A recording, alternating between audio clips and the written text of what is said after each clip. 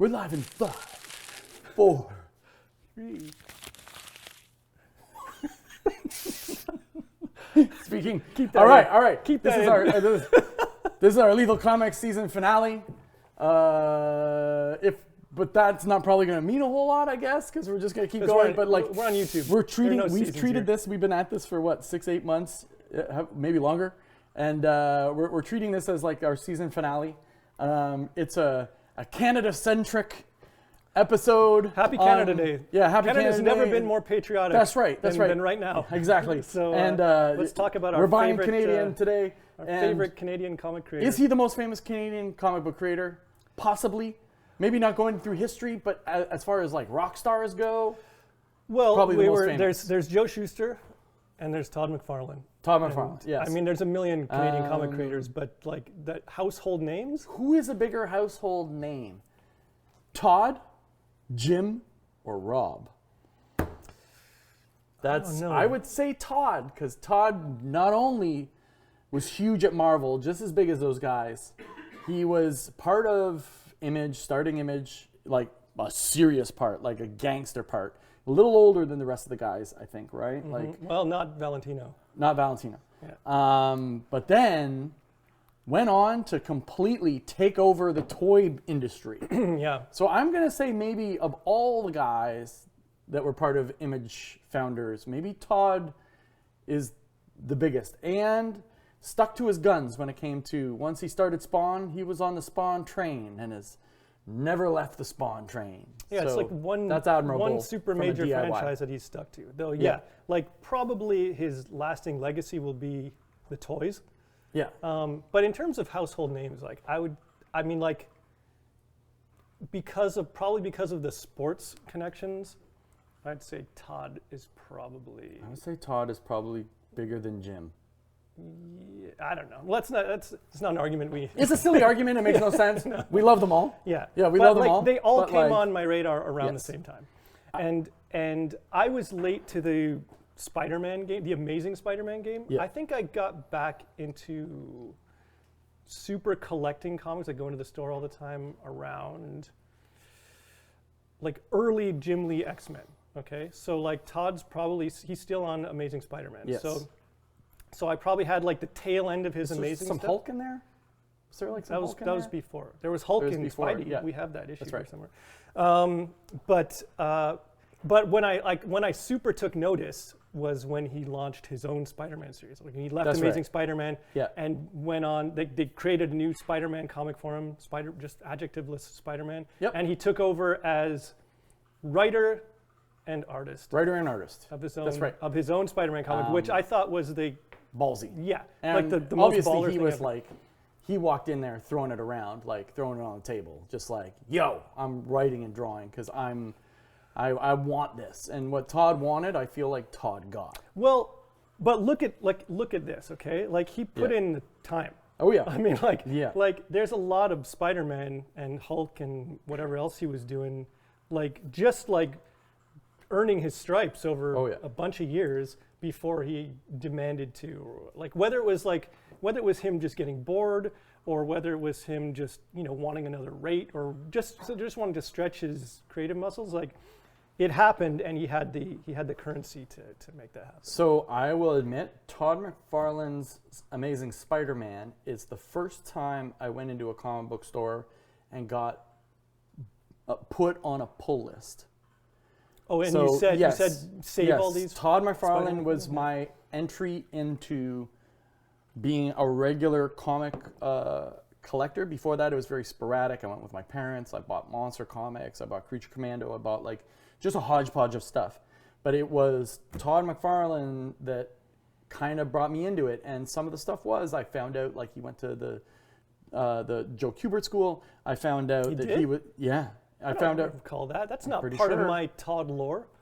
I'm pretty sure he was a Kubert thought Todd school was guy. Just like Let's double check. Okay, the fans will double check. I always thought he was a Kubert school superstar when it started, and one of the first guys. I don't think that. I mean, I could also be wrong, but I'm pretty sure Todd was he was on track to be like a baseball athlete. Oh yeah, well that was before. And then got into comics, started submitting stuff, and eventually got hired I mean, Todd, there's a million Todd interviews, and he will tell you, like, you can go and listen to any of them, and he'll give you his whole life story. I was like pretty sure on that Kubert School thing. Now we got to check that out. We'll see. Anyway, so what's up is it was part of my first pull list, and I was collecting Spider-Man, and then when he left, it was Bagley. So then I was on the Bagley train. So whatever Spider-Man stuff was happening at that time, which was very hot, if you remember, like Spider-Man was, I think, the top-selling book. Spider-Man was gigantic. Yeah. Spider-Man was like, like Spider-Man number 1, this guy? Yeah, that guy, these two right here. This is just different versions. Yeah, of it. I picked this up again yesterday at Comic Hunter. This is my copy. That's your copy. I almost bought that copy. This is my copy that I bought off the shelf, signed by Todd when I met him in 1993. Special. Look how like kind of gangster new metal his signature is. Like, yeah, it's the same signature he signs. It's so good. Yeah, he's really good at that. This is when I went to the Chicago Comic Con in 1992. Anyway, but before we get into this, Todd was my first love of this. And I will say one of the other things is in one of the issues of Spawn, he hangs out with Cerberus. And Cerberus was from, oh, you got it. Cerberus was from Dave Sim and those guys were from my hometown. Mm-hmm. So when this came out, I believe there's like shots, like kind of like pulled shots from Kitchener-Waterloo in here, like my hometown. Also, it had this commentary issue had this thing, and I remember as a kid just sitting around looking at those hands, being like, okay, that's Wolverine, that's Wonder Woman, that's Batman, that's Shazam. Like that, I got really into those hands for some reason. Mm-hmm. But he goes into Cerberus's world. Here we go. Here we go. It's literally just a photograph. So, you know, on the show, I keep talking about a secondhand bookstore, downtown Kitchener. This market is not far from there. It's down the street from the bookstore I would go to all the time. So when this came out and I was seeing like little cutout stuff from Kitchener-Waterloo, I like freaked out. Do you think Sim sent him those photographs? Oh, absolutely. Yeah. And we can get into we'll be getting into like Todd using photo stuff in a bit, but like Spider-Man was where I kind of like his Spider-Man. I had this T-shirt. Remember that like there was T-shirts of this stuff. I had this poster on my wall at home. So this thing sold, what was it, like 3 million copies or something? It's got to be like that, yeah. Millions. It had a couple of different versions of the cover, and I kind of started that whole giant collector's boom of like, between this and X-Force. Does this predate the Jim Lee's X-Men? Yes. Which was 8 million, right? Yeah. So this was like 3 and that one was 8? Yeah, X-Force was 5 or something. Yeah. But yeah. So I went through and read this again last night, and I read a bunch of Spawn and I read this issue of Spider-Man. And so hold on, before you start here. Sure. So iconic cover. Yeah. So he's done like a bunch of issues of Amazing Spider-Man, and he comes on here as writer artist, and it's tonally completely different from what was happening in Amazing Spider-Man is more like your barring like the introduction of Venom. It's more your like friendly neighborhood Spider-Man. Yeah, and like we saw earlier today, like there's some guest inkers, like he was inked sometimes. Well, he started out being inked by like Bob McLeod and certain people, and then he went on to ink himself. But this is like a super tonal shift in that like it's Todd doing Todd, but like it's like deliberately way darker. And so you can start talking about it. It's also his like first ever writing assignment. I will say artistically, I think artistically, this is his peak. This issue, his Spider-Man series. Out of all the stuff I'm looking at, save maybe the Spawn #1 cover, artistically, I think this is the best thing. Like it's got everything that you would want from Todd. It's bombastic, crazy anatomy, Spider-Man like in all these crazy positions. Just this shot alone really sums up. The anatomy is obviously like, you know, he would say he's pushing it, but it's like hyper exaggerated. It's just hyper exaggerated. That like the positions are just wild. This book here is at the time was probably like, holy crap. And then you brought up a really cool thing earlier. He has a real like heavy metal, rock and roll. I'm in math class writing on my duotang or my desk. You're like drawing like metallic logos on your binder, kind of. Yeah, and I think it's because it's wholly original. No one looks like this. Yeah, yeah. It's what I mean. Everything is so homogenized now, relative to this time period, that like it's hard to. It's kind of hard to remember when things were so completely off the wall and stylized. Just like wild faces, wild cartooning on the faces.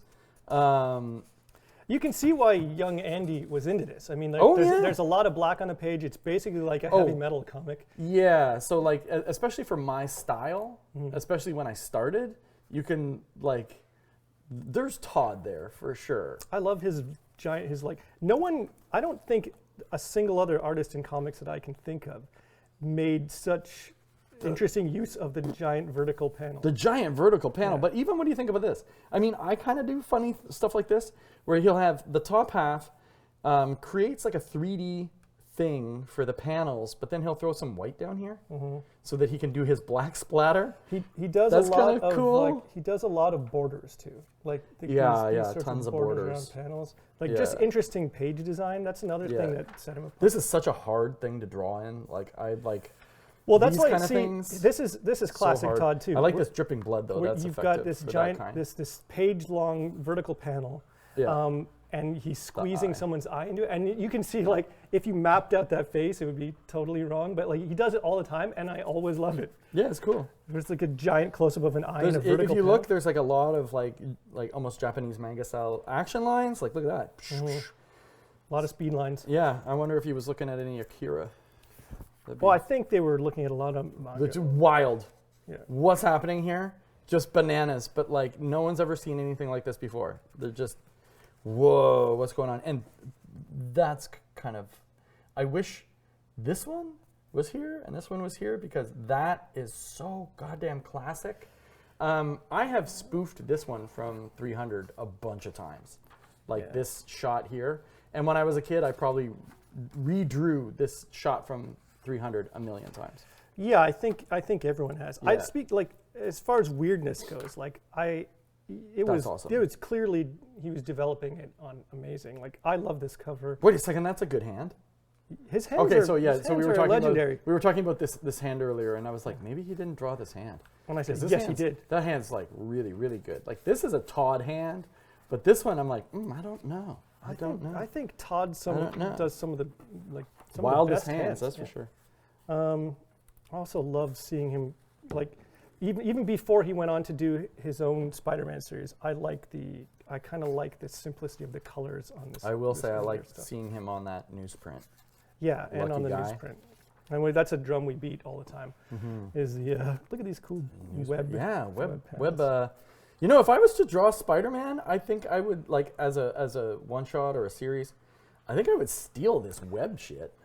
The only other guy that comes to mind when I think of like interesting, like weird, elaborate panel bordering and page design is Chris Bachalo. Oh yeah, for sure. Who does it Chris Bachalo beautifully? Like, amazing. Yeah. Oh, there's that ad I love. Oh yeah, just love that ad. Always love that ad. Oh, look at that. Mysterio. Look at this, rocking it. Mysterio's cape. Oh yeah, creating panel borders. See, weird if you think of my early work on Kill Shakespeare when I was a kid, and then you like, maybe subconsciously, like I did shit like this all the time when I first started. Yeah, I did too. This is probably where I got it. I did too, and it was like, and I remember getting shot down and being told to Darwin Cook was just like, "What are you doing, dude?" I never do that shit anymore, but like, I'd be up for playing with it. I like to. There's RoboCop. To break panel borders when it makes sense or yes, it's interesting. Yeah. But generally, like I'll stick to a simpler layout now. That stuff's what other? We didn't put any of his Spider-Man. We didn't put any of his Infinity stuff out here, and I've got like there's a stack of it. Oh, that's right. Why don't we get into this bad boy here that was not ours, but we should own it. We're definitely going to ransom this back. It's kidnapped from our friend inker letterer Serge. But I like to see. Woo! I like look at looking the at Hulk. That's a great shot. I like looking at this stuff. Can I see that Spider-Man? Awesome. That's not a Todd inked Spider-Man. No, but I don't think. I don't mind when he's not inking himself. I do like a true Todd, but like when he's not inking himself, sometimes it's really great. This is freaking crazy. That one's inked by Todd. This is the crazy. Okay, so this is the most Todd thing ever. Is the bottom of Spider-Man's foot? He looks like he's wearing a dress shoe, right, with the point, but then the really like wide apart cross hatching that's happening for speed. And with Spider-Man, he kept cross hatching, but it's a hard character to cross hatch with all of the design on it. So it's almost pointless to cross hatch here because you just turn this stuff into like mud. And I've gone through that in my own work where I'm like, oh, it doesn't. Cross hatching here doesn't make sense. Well, he's suggesting like a shadow and some depth behind the head without. It should have just been a flat black. You kind of don't want to do a flat black because it ruins the sort of the kinetic. the symbolic like silhouette of Spider-Man's. Like he's basically a black and white. Also, but like, no one beats the webs. Todd McFarlane's Spider-Man webs are iconic. So this is cool to see. This is definitely like. This is just straight up like the Bob McLeod stuff. It's not pure Todd, but this is just arguably like a really great panel that I'm sure like Bob was screwing with. That's awesome. Well, see, it's neat to see that like I can't imagine Todd doing this on his own. Like he probably just X'd the haloing. Well, the fact that this is like straight black with a bit of haloing, and I would initially think like, oh, that's like his inker's choice. But then if you look at the cover, like he's pretty much done it here. Yeah. Like he's added a bit of like a rim light with some rendering and stuff, but it's mostly just a lot of black. This is a really funny cover because like on that cover, you can see where he used a different kind of marker. And this is turned a weird color. That's the beauty of these editions, is that you can see this is like a Sharpie or something. This part of Spider-Man right here is just fucking fabulous. That's great right there. And yeah, see, it's like turning color. Yep, Sharpies. Fading. I like seeing the evolution. So much drama right here. Yeah. This we were talking about earlier, that looks like it's been redrawn by Ramita. Yeah, it looks like Ramita. Somebody in the bullpen. Yeah, someone redrew that for sure. They were that's like, nope. That's not a Todd Mary Jane face. No, that's a Ramita face, for sure. That's a There's Todd a Todd face. Yeah. There she is. Okay, here we go. Check it out. Full city paste up, probably with what, a Xerox? The difference in inking is sort of like kind of emblematic of what I like about Todd in general. Yeah. Is that like he'll just go for something he doesn't quite know how to do yet and learn how to do it in public. Yeah. Right? Whether it's like inking himself or writing himself specifically, like it gets back to something I like I this panel too. It gets back to something I think about all the time, which is. Are we going to get into more of that? Well, eventually, but okay, cool. but. You're on a roll here. Well, what I want to say is that like people shit on Todd's writing in Spider-Man and Spawn, right? But like I will take someone's imperfect writing absolutely. I will take like an auteur effort, even if it's not perfect, over like a perfect collaborative Okay, effort. so we talked about this yesterday, and we saw that ad for Todd McFarlane versus Peter David, and he came out in the boxing gear. Mm-hmm. And like, I think there was probably pressure on those image guys at the time, probably from writers. For sure there was. Right? Because those guys were like, fuck writers, we don't need that shit. They were like, writer-artist combo is the purest form of cartooning. And those writers at the time, you had like Neil Gaiman, you had Alan Moore, you had Peter David, Chris Claremont. Those guys are probably just trashing them, being like, "Oh, your stories suck. Like, you're not a real writer. Like all that shit." And they probably felt pressure from fans and they not only that, but like those writers felt pressure from the fact that like these guys essentially removed them from their own books. Like I mean, like between David McElhinney wasn't removed because Todd went on to do his own thing, but like Chris Claremont kind of got pushed off the X-Men. Louis Simonson got pushed off of New Mutants. And like, I don't know, like I feel like fair enough. Like these guys had visions. Sure. And like they had like a lot of energy. A lot of creative energy, I think we're better off for it. Yeah, I think we absolutely are, and I think at the same time, everyone who is a comic book artist knows, for the most part, if we write and draw our own stuff, that's normally the strongest work that we're going to produce, because there's so much heart in there, and we get to dictate the storytelling pace and style. And people may not like it, but like you're going to get the most out of that creator in that scenario. So it's the same with film. Like I'd rather see someone's imperfectly executed vision, singular vision, than like the work of like a bunch of mashed up stuff. Not that obviously there's amazing work that comes out of collaborations, but like the stuff that attracts me is when like you've got like a single, whether it's like comics or movies or video games. Like I like stuff that is done on a smaller scale by like one or two people.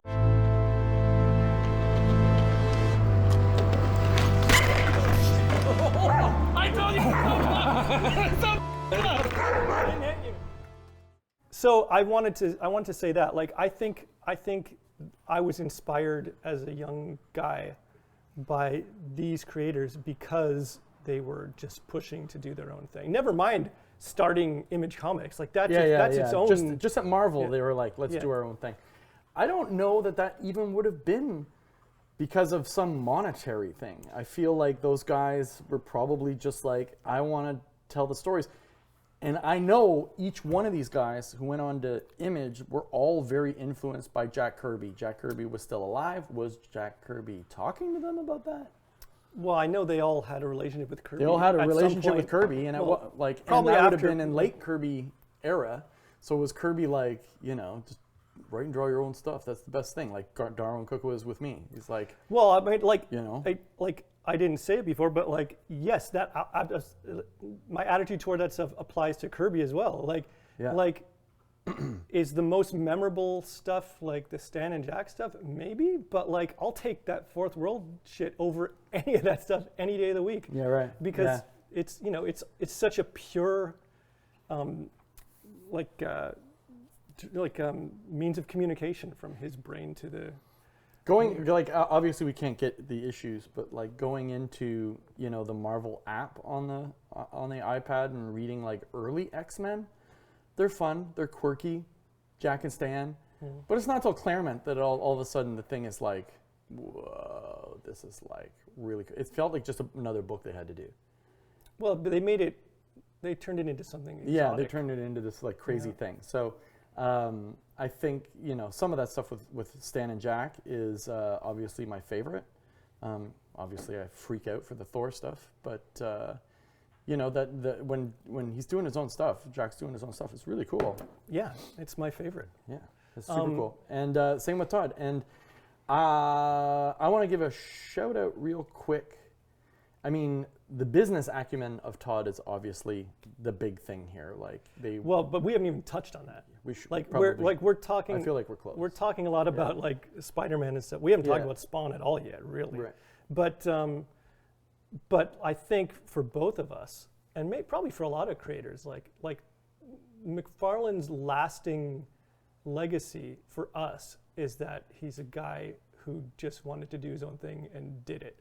And still advocates for it, Yeah, he's in a lot of ways he's like completely my hero. Like, obviously, like business-wise, like I love Polito, and Polito's like a big influence on our business model. But obviously, that also like Todd is in the same scenario. And when those guys, I'm just gonna say it, when those guys broke off from Marvel and DC, I think. It was basically Rob and Todd at the beginning, and they kind of had to talk Jim and. It was Rob and Valentino and Larson. Yeah. And then. Then Todd. Then they brought Todd in. Okay. And then they brought in Jim and Mark and Wills. Yeah. That was, as a kid and as an adult, I look back on those guys and I'm just like, that is the most cowboy shit. Mm-hmm. Like, fuck yeah, cowboy shit. You motherfucking gangsters. That is the shit. Go off and do it yourself. Like, I mean, that's what we're doing. And just like blowing the doors off, like making millions on day one, like the most gangster shit ever. Mm-hmm.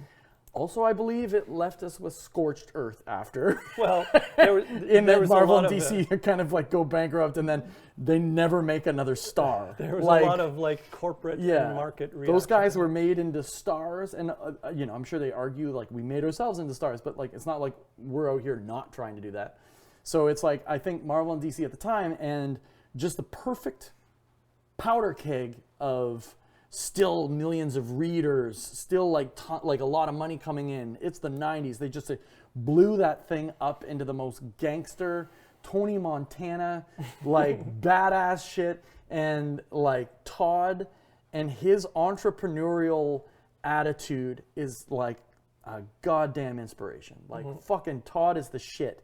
And when he was on our buddy's show, Ink Pulp. On the Ink Pulp show, and he's kicking out just like, when he was on Ink Pulp, he was just spitting out like pearls and gems all over the place of how to properly do this business with the 50 issues and an omnibus. And if you're doing 50 issues, that's going to bring a fan base and the time it takes to happen. And you got to dedicate yourself to that thing. When I watch that, my brain just like, this is like, what? Like 20, 30 years. To 30 years after 35 now. 35 years after these guys did that thing, and Todd's still out here like my brain is just going. He's like an amazing coach. You know, I wish he was our coach. Like, well, like, he's talk to Uncle Todd there. once a month or whatever. It would be the fucking shit. But those guys when they started Image, the most gangster, awesome, cool thing of all time. Also, like, fuck, did that just make everything else real hard for us, like 10 years behind them. Yeah, and especially like, and I know they're probably like, pull up your bootstraps, and I'm like, I fight every day, It's something man. I think about a lot, being a guy who is like, you know, probably less than 10 years behind those guys. Like it felt like a very different game after that. You know? I didn't realize how young they were, because I was like 12 and 13 when that stuff, maybe even 14, when that stuff broke. I was going into high school, and there was like a comic store on every fucking corner in Kitchener-Waterloo. It felt like baseball cards and comics were like, there was tons of stores, like, and it was hot. And like, again, Carry On Comics in Waterloo, Andy was on fire in that time, just selling tons of stuff. I remember him bitching about Diamond, like, in that era, just like, fucking Diamond is screwing up my shit. Like, he was always mad at Diamond, like Andy was always pissed at Diamond. And in that era, I remember like just like hearing him in the store, just super mad about Diamond, not like getting him what he needed. And of course now they're going bankrupt. So 30 years later. But anyway, it was such a energizing time, and the work was just like, it was like hard to keep up when Image started. Like it was just like an explosion. I think of that almost like punk, like for like the same reason like I loved skateboarding and like certain types of music, like that Image exodus felt to me like the most anti-authoritarian shit. And I mean, these guys are still to this day the biggest stars in our industry. Yep. Still. Yep. And I mean they've been working steadily throughout the thing, but well, they added Robert Kirkman now. Yeah. Who I would argue. Yeah. Actually, he may be one of the most household. Yeah, he's super. But not Canadian. Yeah. So we're not talking about. We're not talking about him today. But Todd, that was another thing. I felt like a real kinship, and like, just based on him being Canadian, I was always like, man, I want to talk to this guy. He's Canadian, and he like did this, like. And then, you know, taking on the toy market after, just bananas. Like, I was in college when the toys first started coming out, and like me and my roommate had everything. Yeah, I had we a lot bought like all the early stuff for the first like 4 years. We were buying all of it, and like our I was buying toys from him that for characters I didn't give a shit about. Oh yeah, completely. I didn't care because the toys looked cool. We were at the store yesterday, and you know what one I saw? Mandarin Spawn. And I remember when my buddy brought home Mandarins. You don't remember Mandarin Spawn? No. Okay, he brought home he brought home Mandarin. My roommate at the time brought home Mandarin Spawn, and I was just like, what the fuck? That's the most detailed fucking metal toy I've ever seen in my life. And then we walked into Comic Con yesterday, and I was like, there was Mandarin Spawn, and I was like, oh. You wanted it. I was already at like the $120 mark on my on my shit, and I was just like, oh, I don't want to spend $45 on the Mandarin Spawn, but one day Comic Hunter is a dangerous store to walk into. Oh yeah. You find especially shit. if you have a full you wall. find stuff. I had the Spawn. It was a larger Spawn, and it had like the fabric wings that like folded. Must have had a wingspan of like 2 feet. It was huge. Yeah. That thing came out. It was like up. Did you ever have Cygor? The gorilla cyborg one? gorilla? I don't think so. I That had that stood on a shelf for like a good 5, 6, 7 years. I had some young blood ones. Like I had cool. I had Bad Rock and like. Did McFarlane make those? Yeah. No shit. Yeah. That's awesome. I want to also say like. Yeah. So Spawn number one. I've met Todd like I think 3 times now. All super brief. The first Yeah, one get into was that. the first one was in 1992 when I went to Chicago Comic Con This is 93. and got this signed. This shit's 93. So this wasn't. Or out is yet. this 93? No, this is like 1990. Wait, I looked it up last night. It was 90. This is 90. But like I took this to get signed. Yeah. And you know, like he was leaving he signed that, but like 92. I had a portfolio of some really awful pages I'd brought because I was already wanting to show people pages, and he was on his way somewhere, but I like tried to get him to look at my pages, and he was super nice, and he said he just pointed me to the other guys to go and show them pages, but like that guy is amazing with his fans. Like I can't think of a single other. No. I haven't like, I don't know, but like as a fan, going to talk to comic creators, like Todd was just super cool, just super gracious. That's the first time you met him. That was the first time I met him. The second time was when we launched Isola, and I was at Image Expo, and we were in the green room, and the tags, like they had the artwork for my comic on the actual badges, and he was wearing one.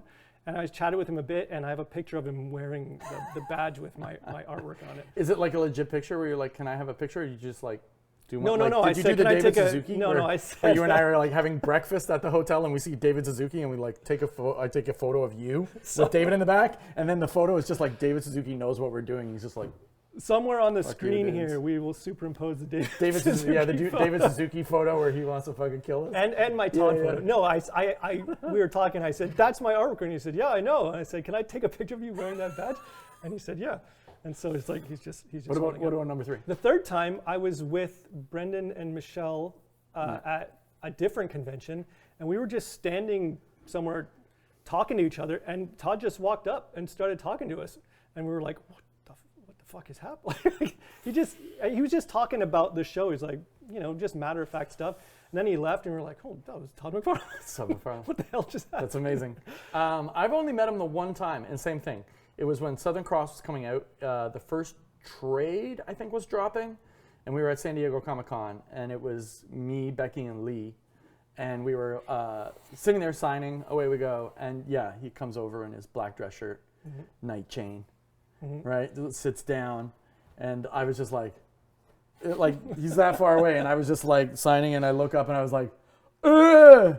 It's Todd McFarlane. I mean, that's and then I got up and went and like shook his hand and said, "Hey, how you doing?" That's celebrity. Yeah. I mean, like meeting Todd casually at a convention is kind of like if you were at a party and Bill Murray came in. Yeah, completely. You know, so he's Todd, just around. Yeah, I pop for Todd, Rob, and Jim every time that like they're there, and like most of the time with Jim, it was always like really good. But the last one was really funny because like Albert and Albert's wife got me a signature on my Punisher War Journal number 5, and like, which is like, just saying that sentence out loud sounds like the nerdiest shit ever. my Punisher War Journal number 5. It's nerdy, but then when you say the issue number, it becomes 10 times nerdier. Yeah. I just realized that was coming out of my mouth, and like if Sylvia sees this episode today, like I'm not getting it. I'm getting fucking divorced. Yeah, I'm getting divorced. I don't want to get fucking divorced. Yeah, so I went up to him, and he was just like, he kind of like signed it and turned, and he's like, "Who is this for?" I was like, Jim. Jim, it's me. Was just like, it's your buddy. It was like, yeah, all that knowledge stuff he had done before was gone. He was just like, oh. I'm like, I was sitting right there. Like, that's my gear. You know, like I was selling my shit right there. And he probably didn't care. Yeah. But anyway, super inspiring. One time I met Todd, and that was it. And I think that you and I don't think it's happening this year. Like I put CSA on it, and I haven't heard back. to get us to that con, but I think it's too soon. In Phoenix? Like Phoenix is an early con. But my buddy out there, Tom, is who works there, is I think gonna hopefully get us out to McFarlane's like bunker. If we hung out with Todd, I would just ask him technical questions. I would ask him like business questions and questions about like, you know, like what he's inking. I want to hear. I just want to sit and like, cause he will go off. He's just gonna go off. You know, Todd, he likes to talk. Yeah. And in my opinion, like on that ink pulp, like don't say anything, boys. Just let him go. Just shut up. Let him go. He's gonna go. You know he's gonna go, and he's just gonna like dominate the conversation. And let him. Like just fucking let him. Yeah. And if it slows down a little, then maybe say something. There's but always Todd's on fire. nuggets of wisdom in there. Yeah, he wants to talk biz. He wants to talk biz like hardcore, and I would just sit there. But I want to hear stories. Like I don't want to. I know he's like very business minded. Like I'm sure he wants to just talk about business. But like when I met Michael Golden, I want to hear like Todd's like I was like jumping motorcycles off of fucking helicopters and shit. I want Todd's crazy stories. He must have crazy stories. Like they must exist. Yeah. Right? Well, next time we go. Yeah. So let's get into Spawn because. Spawn. So I heard. I don't remember Okay, where. Like also, I may have been just completely naive. I think I'm still naive. But like it was suggested by maybe Rob said it on his podcast. I can't remember. Did you draw that hand? Yes, of course. It was suggested that releasing Spawn was sort of was kind of a decision made by the fact that like Spawn starts with an SP and Spider-Man starts with an SP. So if you're looking for Todd McFarlane on the shelf and finding Spider-Man, you're also going to find Spawn. There could be some truth to that, but I'm not gonna call it Machiavellian, but it's also kind of like. But also, I don't. So like that idea is like so business sales oriented, but also that's why awesome. I mean, like because it's awesome because if you go to the SPs, you're gonna find everything Todd you need. Yeah. Yeah. Exactly. It's not a bad idea. It's kind of a great idea. Yes, we're probably naive, but also I don't want to believe it because like I've seen the pictures of Spawn in his sketchbooks and they say Spawn like it's Yeah. I want to believe that like I'm gonna do my own thing. Didn't he say he created this character? Yeah, as a high schooler or go kid or online whatever. And see the drawings of like early like. Yeah, high school Spawn. I don't think that story's true. I've heard him interviewed where he's saying like this character he had like when he was younger. So. I think that's true, but also it happens to work out for him that it. All I know is like on Mother Trucker, the costumes I designed are like the graphic novel I'm working on. That thing I can do pages in like 2 to 4 hours. But like Mother Trucker, all the costumes are very detailed, right? And like a Mother Trucker page. Is this a segue into Spawn's costume? Yes. Okay. It's like 20, 30, or I would, there's 20, 30 figures on every page of Mother Trucker. And like they, everyone's got like a pretty intense costume. And I just remember as a kid, I drew Spawn a lot. And let me tell you, Spawn is a lot fucking harder than Black Spider-Man. Yeah. Woo! Well, that even shit takes a while to get that cape like, and the chains. Even drawing Spidey webs is not that big a deal. Yeah, like, because you bang it out, but chains. Yeah, okay, chains so are the chains worst. on anything. As soon as I feel, I can't draw a chain without immediately thinking of Todd McFarlane. Yeah. And being a kid and trying to draw the chains on his thing. Because every guy or person, every person who is our age or our generation, we learn to draw chains because of fucking Todd and his chains. Yeah. Like we were drawing, like I remember being a kid and just being like, oh, chains, here we go. Like this stuff, you can whip off those Spidey webs super fast, but chains, like I had a scene of like this bondage thing the other day. There was like a bondage dungeon and they're like, there's chains hanging everywhere. And I was just like, it just brought me back to a kid. Where can I find I'm chain like, reference? Oh, so many chains. And if you look at his, they're good chains. Yeah. That takes time. Those chains take time. In glorious comic formats, we shall regale the tales of my galactic destruction to the puny meat sacks of Earth. 65 pages of pure space terror, 25 of the most killer creators, with stories by film director Steven Kostansky, producer Peter Kapolsky, artists Andy Belanger, Kerry Knorr, Carl Kershel, Skinner, Kyle Holtz, Jay Bones, and so many more. The monster will be named PG.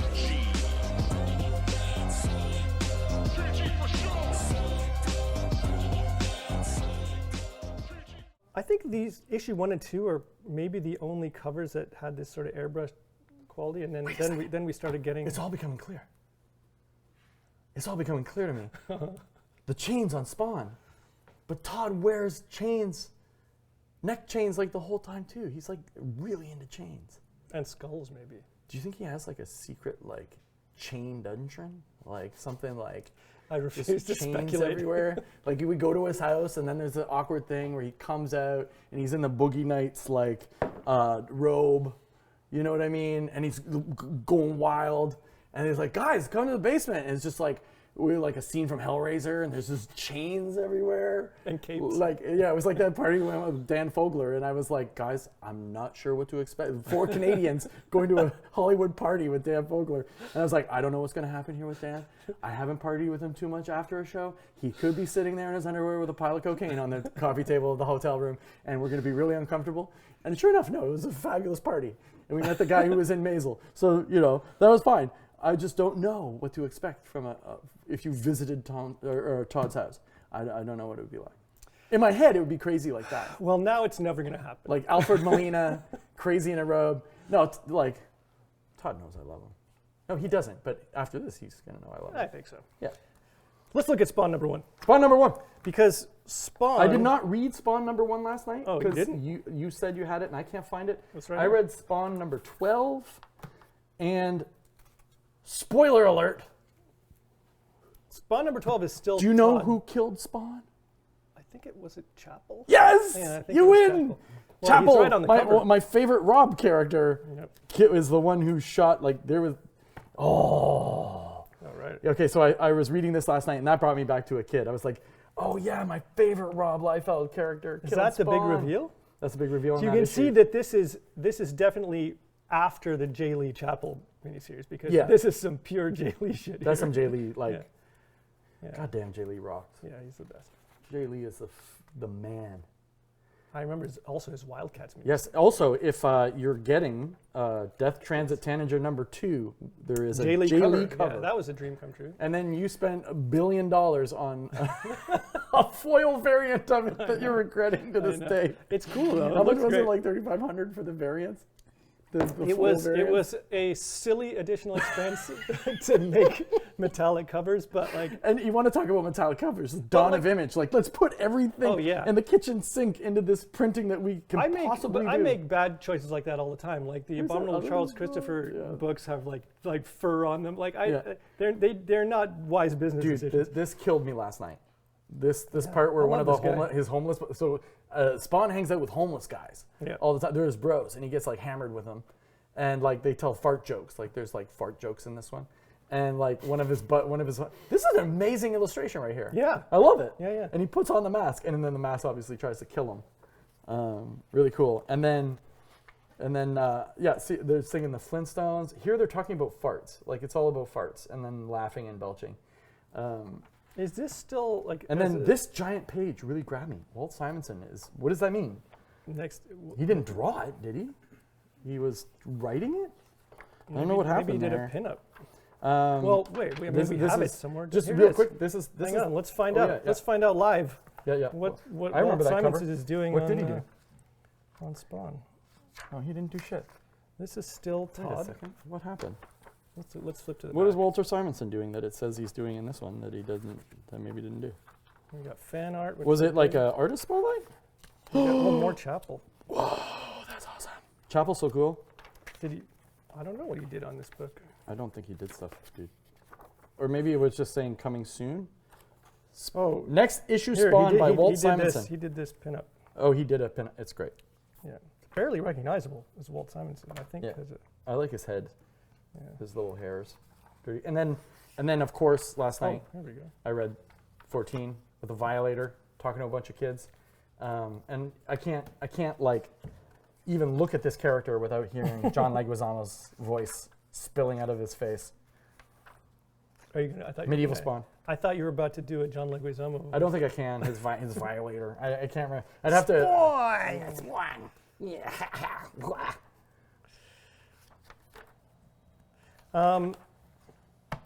This is now glossy Anyway. paper. Like I like this There's a lot of John Leguizamo's haters. I'm not one of them. Oh no, I'm loving it. Ever since Romeo and Juliet. Oh my God. Yeah. I watched this fucking hour last night where they're talking about how bad Romeo and Juliet is and that John is awful. And I was Get out of here. Yeah, I could see it. You know what I mean? But at the same time, I'm just a John Leguizamo's fan. I miss this timer. Oh, the timer was really cool. I stopped reading Should Spawn. we steal timers? We need timers in our books. Oh, we talked about this for Katana Boys. Katana Boys. That's right. I stopped reading Spawn probably around issue 14-ish or something like that. I don't remember when. Pretty much when Todd left, right? Like I stopped reading all those things as soon as the original creators left. That does give me a good idea for Katana Boys. There's like an hourglass thing that they turn over. But at some point, he had an hourglass thing in this. Didn't he? There's an hourglass with his powers running out, and at some point that went away. This is cool. Yeah, that's cool. Yeah. I don't know when it went away. I like this. Are you in number 1 right now? Yeah. Okay. So that's cool. Issue 1 of Spawn. Oh, I remember the silhouette. Hey, say what you want. Cool poster. I kind of want to rip that out. You can't. Put it on the wall. That's where I was. Get the fuck out. That's where I got this signed. Get Chicago the fuck Comic-Con, 1992. Oh, that's awesome. Was that the Rosemont? The Ramada O'Hare Hotel. I think that's Rosemont, Illinois. That's it. Yep. That Comic-Con in Chicago before they do the big one. Who is it? Reed Pop does the big one now. This one over in the outskirts in this hotel, which was like a weird round thing if I remember. I have crazy memories of that place and that show and that bar. Like I watched, like I sat in that bar with Frank Miller for like 4 hours drinking. And he told me about, you gotta get model cars for all your shots and everything, and just went off. And as I'm sitting there, just like, and he was like the Claremont thing at Heroes. He just started holding court, and we were drinking. We were drinking, and then out of nowhere, just like Silvestri comes in with his wife, and they just look like movie stars. Like, we're in a dark bar. They're still rocking sunglasses. She's like this gorgeous blonde. He's got like long black hair, and like Mark is huge. Silvestri's got to be like what, 6'6", something like that. And they just walked in like movie stars. And everyone at the table just went, "Wow!" What year was this? I would have been 19. I would have been like 19. So I don't know. I don't know. I'm waiting for you to do the math. I can't. Fuck it. At the time, Image wasn't even in the hotel. Like this. Wait a second. I was 10 in '89. I remember because Batman. Yeah. Right, going to the movie theater to see Tim Burton Batman. I was 10. So if I'm 19, that's got to be about 98. Yeah. 98, 99 is when that happened. I also went to the show where Frank ripped up the Wizard mag and talked about graphic novels being the future. I remember that being in the news. This is Spawn number 1. So at this point, they're still distributed by Malibu, I think, right? Oh, look at that tear. Wait, I like that face a lot. Wait, it's not Diamond? No, I mean like published by Malibu. Oh, published by Malibu. Yeah, because Malibu Comics. Okay. And dedicated to Jack Kirby. Dedicated to Jack Kirby. Boom. Also, like, great lettering. This is all like the Tom Orzechowski lettering. This is something I would ask Todd about. You guys just all DIY'd. Yeah. Were you talking to Jack, and Jack like having bad sort of shit with Marvel and DC? Well, I wasn't there, but like I would assume that it's just witnessing the terrible treatment of Jack. Yeah, and I think all these guys were fighting for him to get his pages back at this time. I'm pretty sure. That might have predated this, but yeah. Yeah? We need to look at that. Yeah. Like, when were they fighting for Jack getting his stuff back? Did issue 2 still have the same pulpy paper? Yep. Yeah. Oh, here we go. Is it? I think this is pulpy Violator. Paper. It's not newsprint, but it's pretty cool. It's not as slick and crappy as newer stuff, I guess. I'll give it that. But it's really soaking up that ink. Look at it. It looks great. Yeah. I think it's really saturated. Oh, here comes the Violator. There he is. What was this girl's name again? Zealot? Trish Tilby. Was it Zealot? Yeah, that's Zealot. Oh yeah, she was awesome. Violator, such a crazy design. Such a weird ass. It's mad. It's absolutely mad. And we're talking about perching. No one perches. Oh yeah, where's the perching? Yeah, here's. I saw some hard perching last night. Look at that. Who perches harder, Spawn or Batman? like that is a very, very intense perspective right there. Yeah, look at these water towers. But Bats. hey, no, he wasn't putting in photos. He Nope. Someone drew that.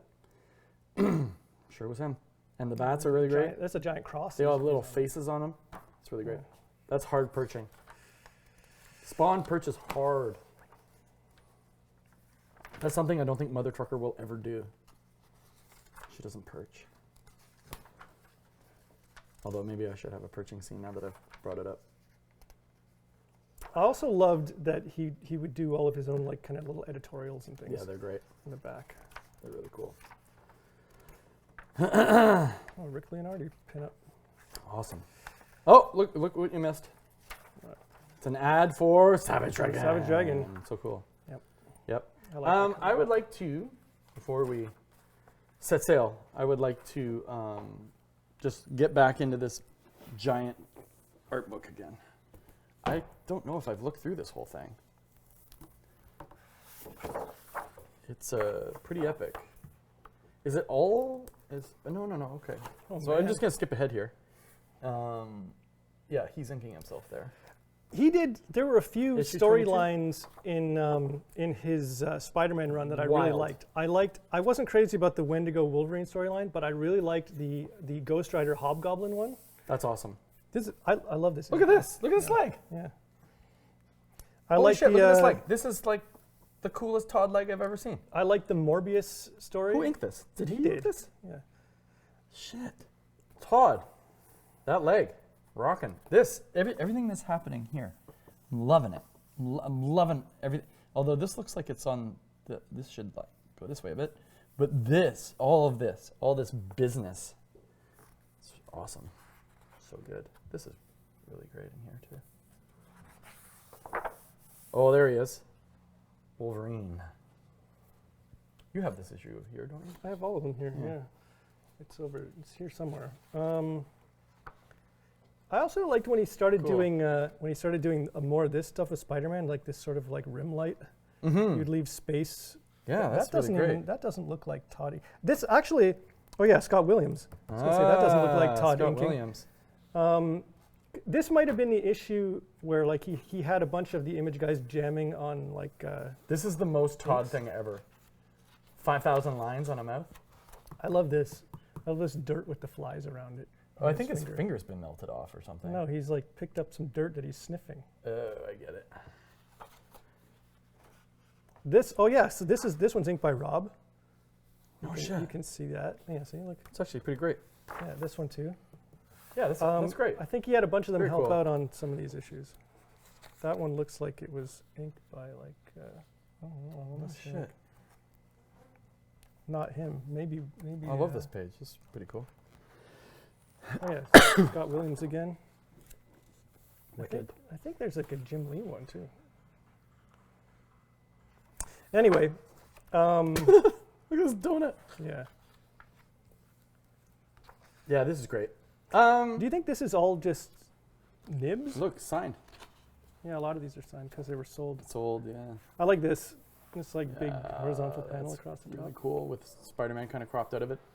He gets so much like value per page just by virtue of like detail. Yeah. You know, like it's a lot of lines. Yeah, Some totally. of them aren't describing much of anything, but like they're like there's enough that it's like separates foreground and background and gives you this sense of like a lot happening. Whoa, crazy.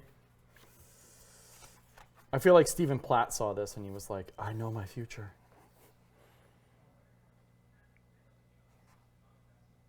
So good. The lines definitely, like if you go back to like his early inking, the lines are so much more refined later on, you know.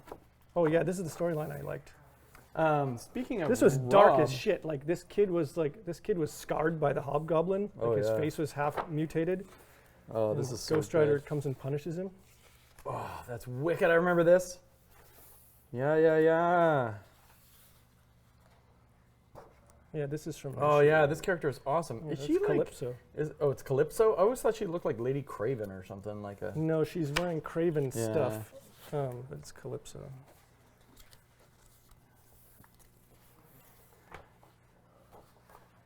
Yeah.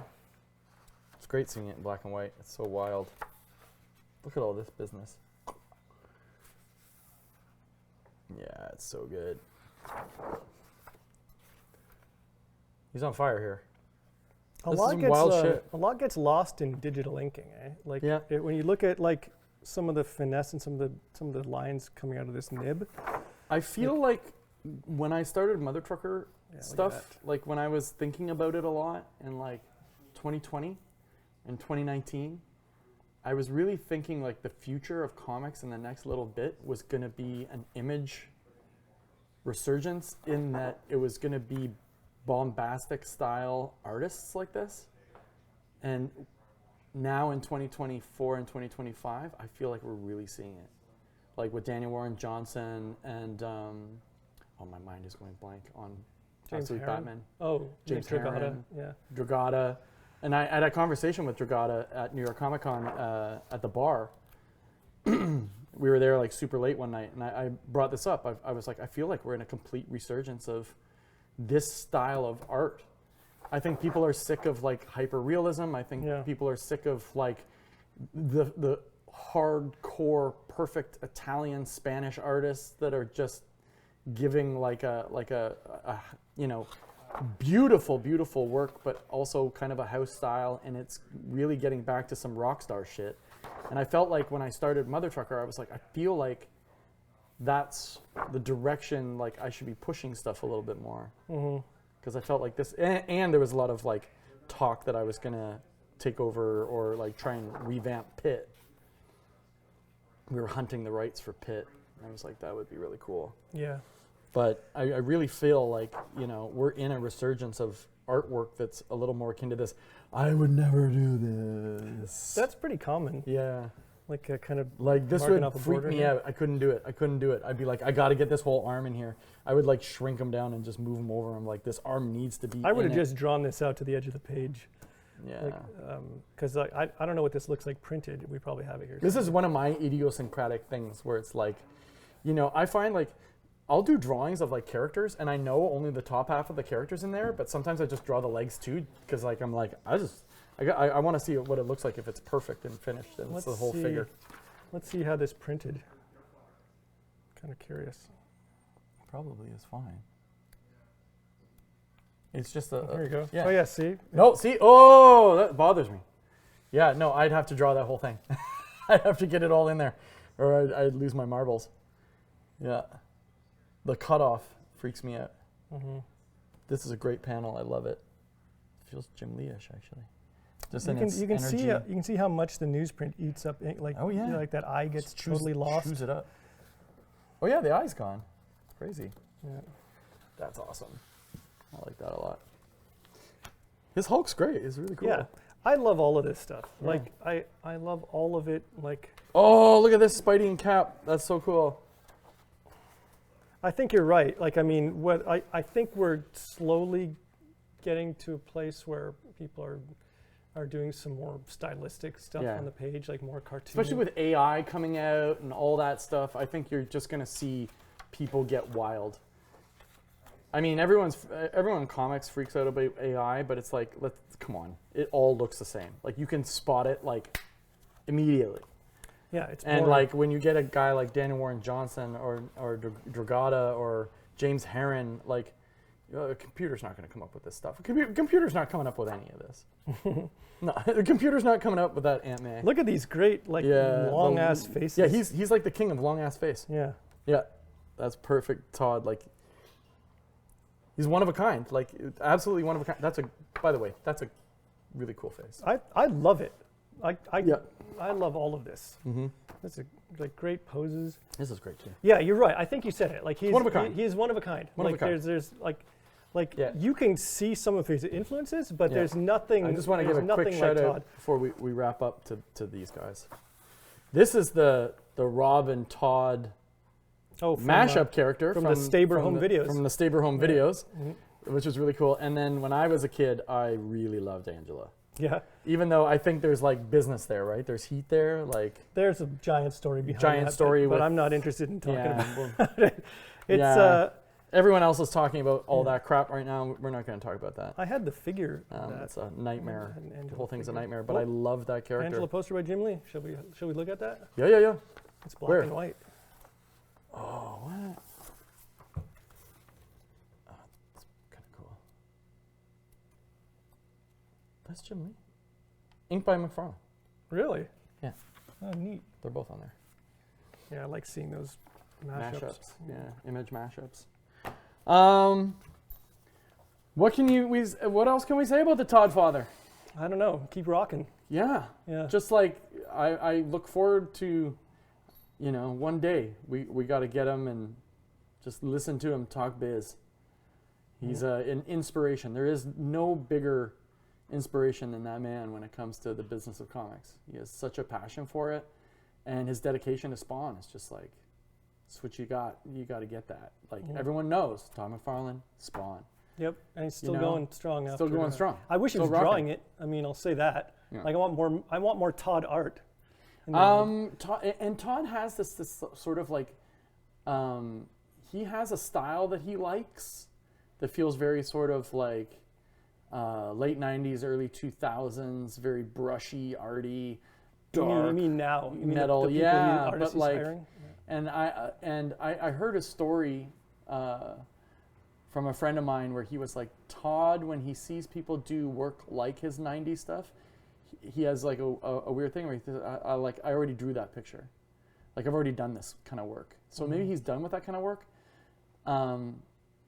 It's kind of like, at this point, like I feel like a lot of these guys may be done with a lot of their style and a lot of their stuff, but like if they were to bring it back, if Todd was to like, if we got this kind of work again, I don't know if you've seen Kerry Andrews lately, but Kerry Andrews he's been fucking with like biting Todd's style for fun. Not just Todd, but like he does all kinds of people, but he's been doing it for fun, and they look great. They very like McFarlane. It's refreshing to see on the shelf. Like it stands out because you're like, fucking finally. Yeah. Some something kind of I think stylistic. With Todd, I think with Todd, and what I think he likes in art, I think we need to get back to this 90s thing, because this art movement, and if you called it a movement, is fighting against AI, it's fighting against corporate art, it's fighting against everything where the artist, maybe even it's an artist writer, is just fucking going balls out with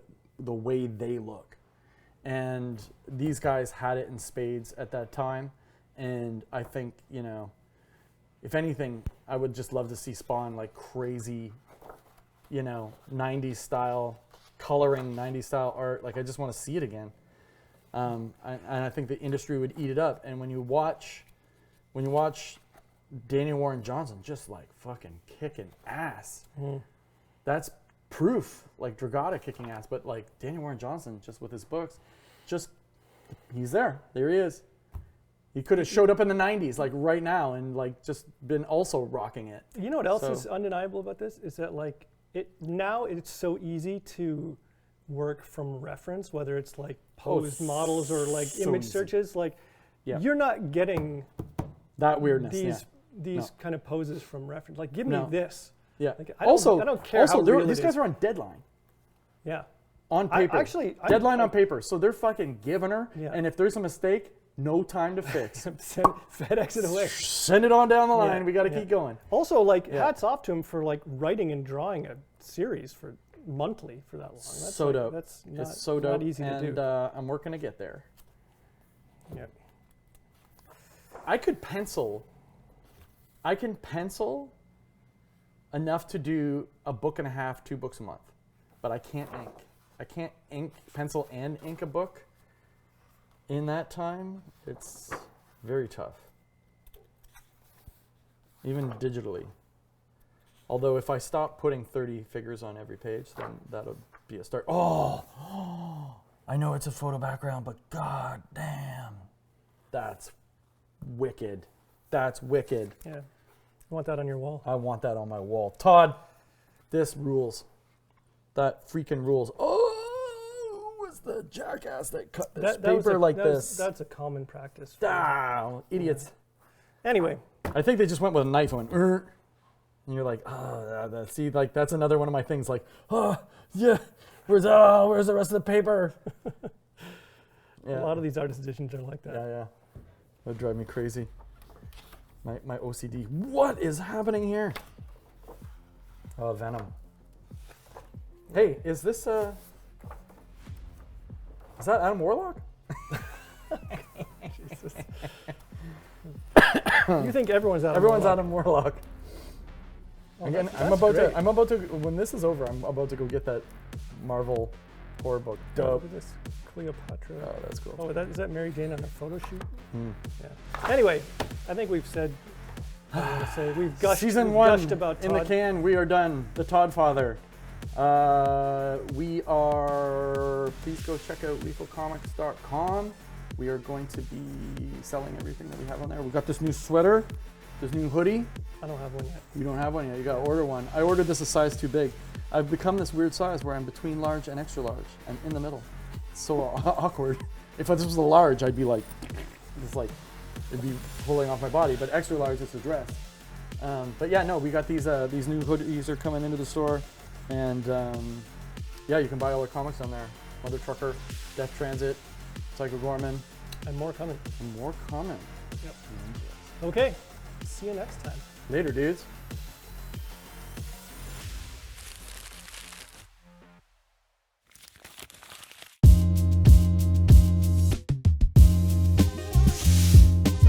After my first dose of the antidote, I know how to save our craft from AI. I'm hard at work with Dr. Pulpenstein. Gotta run. Hey, fellas. I'm gonna save the craft of comic books. What happened to your righteous outfit, man? You don't look so good. Yeah, Jim's right. You look like shit. AI is everywhere.